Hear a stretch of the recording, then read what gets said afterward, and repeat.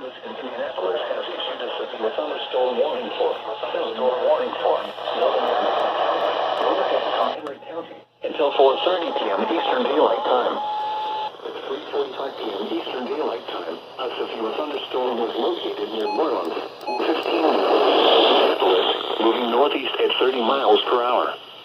Expected hazards include 60 miles per hour wind gusts. This is a radar indicated threat. The following impacts are expected.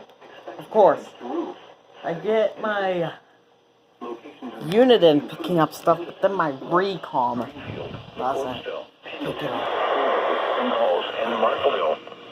This includes the following highways: Interstate 69 between mile markers 216 and 231. Interstate 70 between mile markers 98 and 105. The tornado watch remains in effect until 10 p.m. Eastern Daylight Time for Central Indiana. For your protection, move to an interior room on the lowest floor of a building.